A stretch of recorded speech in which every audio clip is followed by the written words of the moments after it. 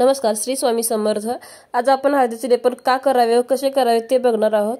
हळदीचे लेपन का करावे तर घरात हळदीचे लेपन केल्यामुळे घरात सुख समृद्धी नांदते, घर दणदणीने भरतं, घरातली नकारात्मकता निघून जाते, घरात सकारात्मकता राहते, त्याचबरोबर घरात पॉझिटिव्ह एनर्जी राहते, घरात वाईट शक्ती प्रवेश करत नाही व घरातल्या हळूहळू वाईट शक्ती निघून जातात व घरातल्याचं आरोग्य चांगलं राहतं, घरात सुख समृद्धी नांदते, आनंदात लक्ष्मी येते, लक्ष्मी टिकते ते। त्याचबरोबर आपल्या घराला कोणाची नजर लागत नाही, लागल्यास तर ती दूर होते। त्याचबरोबर स्वामींचा आशीर्वादही आपल्या पाठीशी कायम राहतो, त्याचबरोबर स्वामींची कृपा आपल्यावर राहते।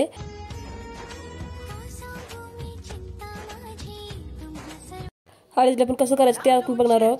वाटीत मी थोडीशी हळद घेतलेली आहे इथं, त्याचबरोबर गोमूत्राची बाटली पण घेतलेली आहे। आता हळद आणि गोमूत्र एकत्र करून कालवून घ्यायचं, मिक्स करून घ्यायचं। ते कसं करायचं ते तुम्ही बघा। गोमूत्राची बाटली आहे, मोठीच बाटली आणते मी, लागतं सारखं म्हणून।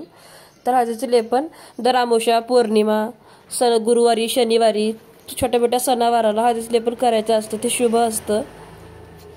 तर तुम्ही सुद्धा हळदीचे लेपन नक्की करा, छान अनुभव येईल हळदीच्या लेपनाचा। तर बघा मग हळदीचे लेपन कसं करते।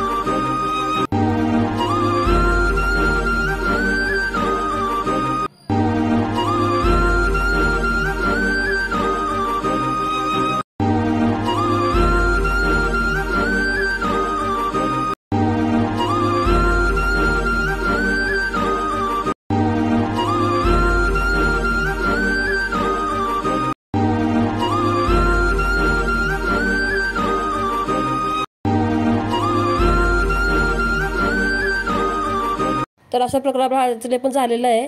आता हळदी कुंकू लावून पूजा करून घेऊया, नंतर अगरबत्ती ओवाळून नमस्कार करूया।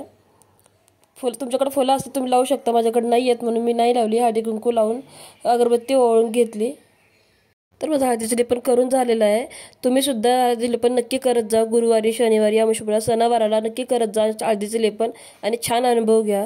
श्री स्वामी समर्थ। धन्यवाद। व्हिडिओ आवडला तर लाईक, शेअर, कमेंट करा आणि सबस्क्राईब करायला विसरू नका। श्री स्वामी समर्थ।